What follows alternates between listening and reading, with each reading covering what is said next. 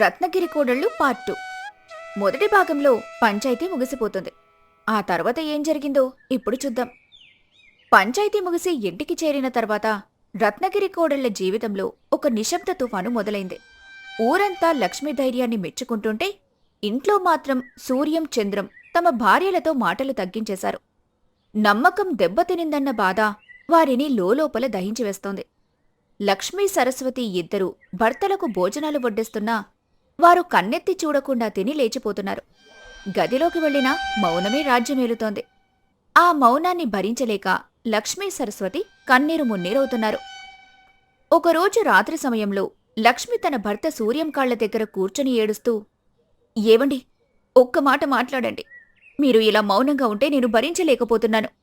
ఏం మాట్లాడాలి లక్ష్మి? నీ గతాన్ని చూసి నేను నిన్ను తప్పుపట్టడం లేదు. కాని ఇంతకాలం నన్ను ఒక పరాయివాళ్లా చూసి ఇంత పెద్ద విషయాన్ని దాచావు చూడు. అక్కడే నా నమ్మకం ఓడిపోయింది. మీ మీద గౌరవంతోనే చెప్పలేకపోయాను. ఎక్కడ మిమ్మల్ని కోల్పోతాను అన్న భయం నన్నడ్డుకుంది. నమ్మకం లేని చోట భయముంటుంది లక్ష్మి. నీకు నా మీద నమ్మకముంటే నిజం చెప్పి నా అండ కోరేదానివి. కాని నువ్వు నన్ను కేవలం నీ భయానికి ఒక సాక్షిగా మాత్రమే మిగిల్చావు. ఇదిలా ఉండగా మరోవైపు చంద్రం గదిలో, నన్ను క్షమించండి. నేను చేసిన తప్పుకు మీకు తలవంపులొచ్చాయి. తలవంపుల గురించి కాదు సరస్వతి. నా బాధల్లో ఒకటే, ఊరివాళ్ల ముందు ఆ రాజుగాడు వచ్చి చెప్తే తప్ప నాకు నీ గతం తెలియలేదు. మనం కలిసి బ్రతుకుతున్నాం, కాని మనసులో నాకు చోట్లేదని ఈరోజు అర్థమైంది. కోడళ్ల వేదన, కొడుకుల కోపం గమనిస్తున్న సీతమ్మ ఇక లాభం లేదని నిర్ణయించుకుంది. మరుసటి రోజు ఉదయం సూర్యం చంద్రం పొలానికి బయలుదేరుతుండగా వారిని పిలిచి ఇంటి వెనకున్న వేప చెట్టు కింద కూర్చోబెట్టింది. సూర్యం, చంద్రం, ఆగండి. మీ మనసులో ఏముందో నాకు తెలుసు.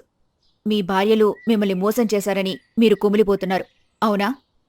అవునమ్మా, వాళ్ళు మమ్మల్ని నమ్మలేదు. నమ్మకం గురించి మీరు మాట్లాడుతున్నారా? ఒక ఆడపిల్ల తన పుట్టినిల్లు వదిలి సర్వస్వం వదులుకొని మీ ఇంటికొచ్చినప్పుడు ఆమెకు మీరిచ్చే నమ్మకమేంటి? ఆమె పాతగాయాలను మాన్పుతామన్న భరోసా ఇచ్చారా? మేం వాళ్ళని ఎప్పుడు ఏమీ అనలేదమ్మా. అనకపోవడం వేరు, ఆదరించటం వేరు. ఆ పిల్లలిద్దరూ ఈ ఇంట్లో అడుగుపెట్టినప్పటినుండి గమనిస్తున్నాను. వాళ్లు వణికిపోతూ పనులు చేసేవారు. అత్తామామల ముందు ఏ తప్పు జరగకూడదని, భర్తల దగ్గర మాట పడకూడదని నిరంతరం ప్రాణభయంతో బతికేవారు. అది మీ తప్పే. మా తప్పా? ఎలాగమ్మా? భార్యకు భర్తంటే గౌరవముండాలి కాని భయముండకూడదు. వాళ్లు గతాన్ని చెప్పలేదంటే దానికి కారణం మీరు ఆ నిజాన్ని తట్టుకోలేరని, వాళ్లని అసహ్యించుకుంటారని వాళ్లు భయపడటమే. ఆ భయాన్ని పోగొట్టలేని మీరే నిజమైన దోషులు. లక్ష్మి చెప్పిన నిజాన్ని నేను కిటికీ చాటు నుండి ముందే విన్నాను. ఆశ్చర్యంగా నీకు ముందే తెలుసా అమ్మా? మరి ఎందుకు అడగలేదు? అడిగుంటే ఆ పిల్ల భయంతో చచ్చిపోయేది. కాలమే సమాధానం చెబుతుందని ఆగాను. ఈరోజు ఆ రాజు ముందే లక్ష్మి ఎంత ధైర్యంగా మాట్లాడిందో చూశారుగా. తన గతాన్ని తనే దహించివేసి చెల్లెలి సంసారాన్ని నిలబెట్టింది. అలాంటి కోడలు దొరకటం మన అదృష్టం. గతమనేది చిరిగిపోయిన కాగితం లాంటిది. దాన్ని పట్టుకొని కూర్చుంటే భవిష్యత్తు అనే పుస్తకం ఖాళీగా ఉండిపోతుంది. సీతమ్మ మాటలు విని సూర్యం చంద్రం మౌనంగా ఉండిపోయారు. అమ్మా, నువ్వు చెప్పింది నిజమే కావచ్చు. కాని మా మనసులోని గాయం అంత త్వరగా మానదు. మాకొంచెం సమయం కావాలి. ఆగండి.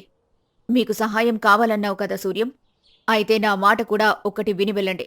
నా కోడళ్లకు మాత్రమే కాదు, మీ అమ్మకు కూడా ఒక గతముంది.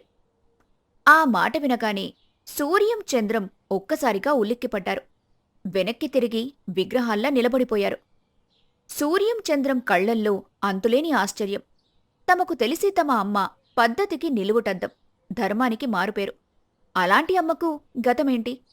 ఆమె కళ్లల్లో నీళ్లు తిరుగుతుండటం చూసి వారు ఆమె పాదాల దగ్గర కూర్చున్నారు. అమ్మా, ఏం మాట్లాడుతున్నావు? నీ గతముండటమేంటి?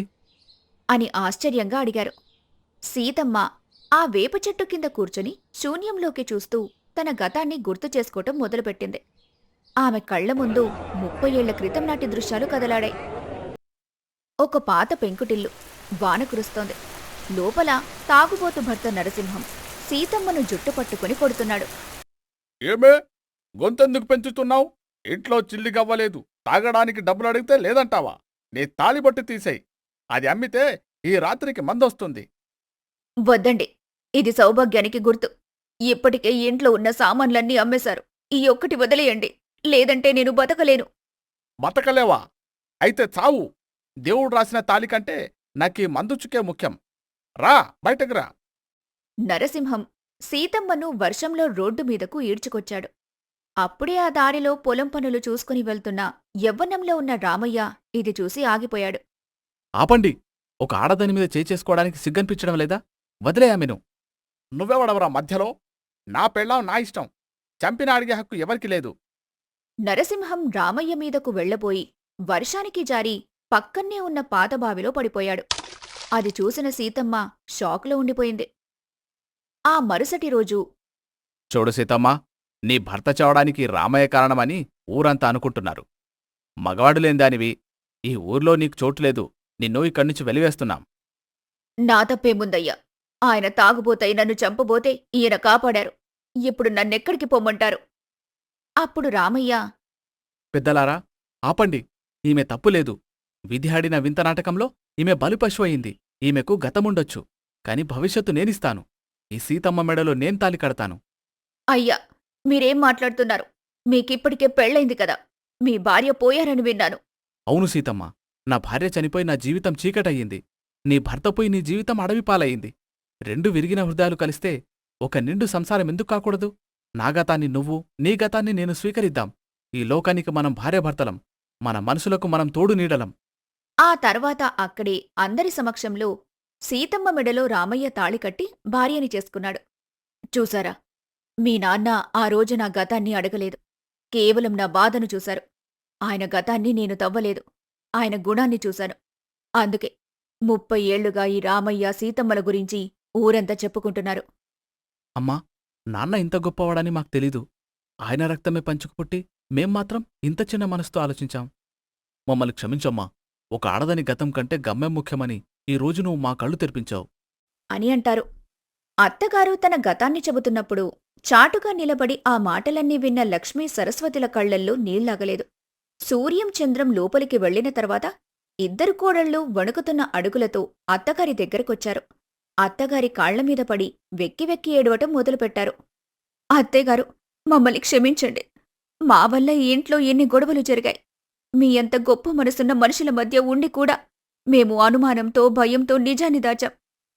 అవునత్తయ్యగారు, మీరు మాకు అత్త కాదు, సాక్షాత్తు ఆ దేవతే. మీ గతాన్ని విని మా గుండెలు తరుక్కుపోతున్నాయి. అంతటి నరకాన్ని చూసిన మీరు మా కళ్లల్లో చిన్న నీటి చుక్క కూడా పడకుండా చూసుకున్నారు. మేము మీకు తీరని ద్రోహం చేశాం. పిచ్చిపిల్లల్లారా, లేవండి. గతమనేది ఒక పీడకల లాంటిది. అది గడిచిపోయింది. మీ తప్పేమీ లేదు. ఒక ఆడపిల్ల తన మర్యాదను కాపాడుకోవడానికి చేసే పోరాటమది. మీరు ఈ ఇంటి కోడళ్లు కాదు, నా కూతుర్లు. ఈ నిజాన్ని దాచటం వల్ల కలిగిన బాధ కంటే మీరు పడుతున్న ఈ వేదన నన్ను ఎక్కువగా రగిలిస్తోంది. ఇక ఆ ఏడు పాపండి అని వాళ్లను ఓదారుస్తుంది. అదే సమయంలో సూర్యం చంద్రం బయటకొచ్చి తమ భార్యల దగ్గర నిలబడ్డారు. వారి కళ్లల్లో ఇప్పుడు కోపం లేదు, కేవలం పశ్చాత్తాపం మాత్రమే ఉంది. లక్ష్మీ, పొలానికి వెళ్తున్నాను. వచ్చేటప్పుడు నీకిష్టమైన పూరి తీసుకొస్తాను. నిన్నొక పరాయిదాన్లా చూసినందుకు నన్ను క్షమించు. నాన్నలాగే నేను కూడా నీ గతాన్ని గౌరవించలేకపోయినందుకు సిగ్గుపడుతున్నాను. సరస్వతి, నువ్వు పడిన కష్టం నాకర్థమైంది. ఇకపై నీకు ఏ కష్టం రాదు. ఆ రాజు కాదు కదా, వాడి నీడ కూడా నిన్ను తాక్కుండా నేను చూసుకుంటాను. వెళ్ళొస్తామమ్మా. సూర్యం చంద్రం ఇద్దరూ తల్లికి నమస్కరించి భార్యలకు భరోసా ఇచ్చి పొలానికి వెళ్ళిపోయారు.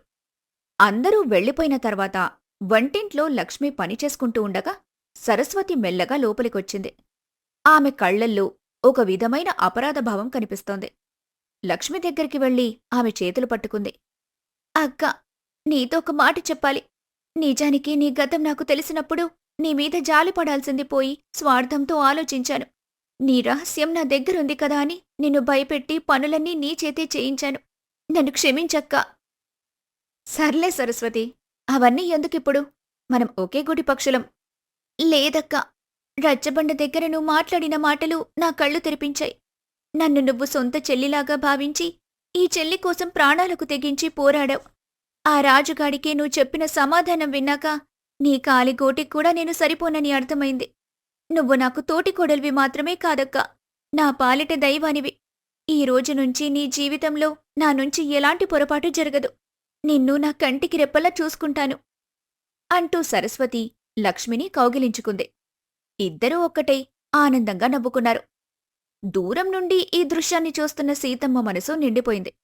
తన సంసారం మళ్లీ కళకళ్లాడుతోందని సంతోషించింది.